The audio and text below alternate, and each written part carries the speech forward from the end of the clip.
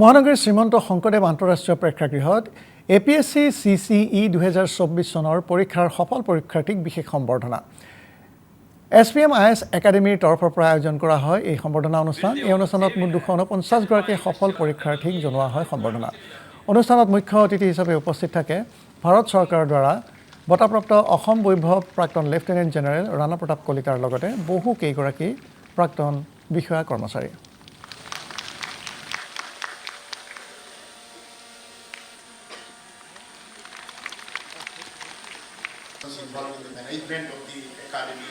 SPM IS একাডেমীৰ কাৰণে খুবেই এটা গৌৰৱৰ দিন, এটা আনন্দৰ দিন।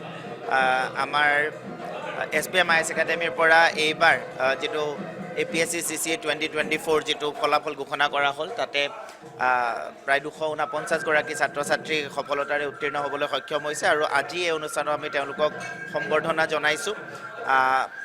তেওঁলোকৰ যিটো সফলতা আজি ইয়াতে সেই সফলতা উদযাপন কৰা হৈছে। ইয়াতে আমি সফল ছাত্ৰ ছাত্ৰীসকলৰ লগতে কিছু আমাৰ অৱসৰপ্ৰাপ্ত বিষয়া বা কিছু সমাজকৰ্মীকো আমি নিমন্ত্ৰণ জনাই আনিছোঁ আৰু মই ভাবোঁ যে তেওঁলোকৰ যিটো অভিজ্ঞতা সেই অভিজ্ঞতাৰ পৰা নতুনকৈ যিসকল বিষয়া হ'ব তেওঁলোক যথেষ্ট উপকৃত হ'ব আৰু এই ছাত্ৰ ছাত্ৰীসকলে বহুত কষ্ট কৰি, বহুত ত্যাগ কৰি, তেওঁলোকে বহুত হতাশা অতিক্ৰম কৰি আজিৰ এই সফলতা অৰ্জন কৰিবলৈ সক্ষম হৈছে। গতিকে সেই সফলতা আমি আজি উদযাপন কৰিছোঁ। আমাৰ মুঠ 249 গৰাকী ছাত্ৰ ছাত্ৰী তেওঁলোকে সফলতাৰে উত্তীৰ্ণ হৈছিলে।